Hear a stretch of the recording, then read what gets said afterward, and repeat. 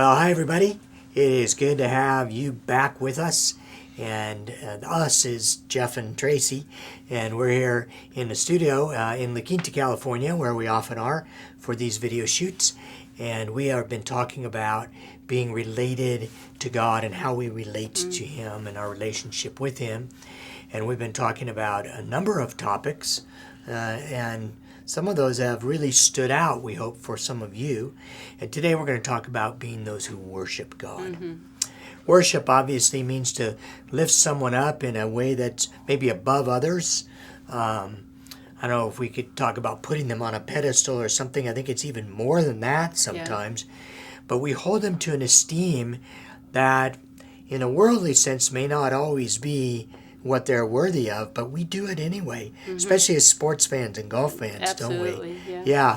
So we have favorite players. I'm sure that in your time on the tour, you saw certain players where, wow, fans are really lifting this person up, and you knew them personally, and like, I'm not sure that would be my choice, but I get why they do that. Yeah, right? Absolutely. Yeah, and so it has to do with play and some of those things, right? Yeah, I think characteristics, attributes of who they are as a person and who they are as a golfer and their golf skills. Yeah, it's and we know from certain situations where athletes have made mistakes, big mistakes in their lives, but they have a fan base that will still really lift them up because of what they can do in that sport, their skill level.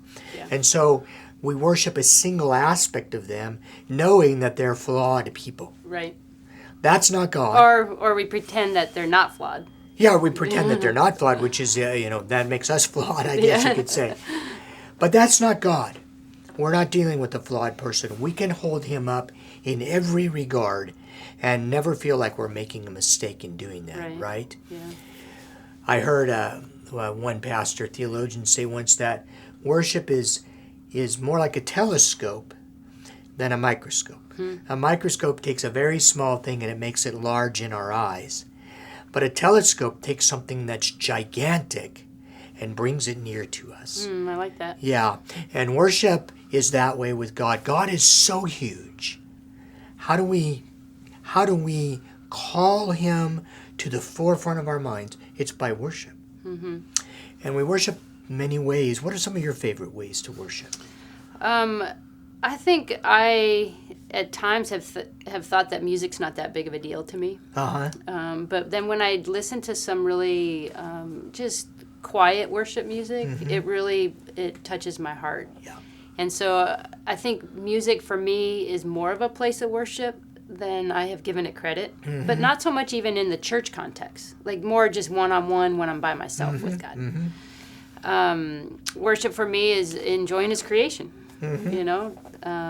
Enjoying being out in nature for me is whether it's near the water. I love the mountains, so being in La Quinta, like I see all these mountains and my eyes just like are glued to them. Yeah.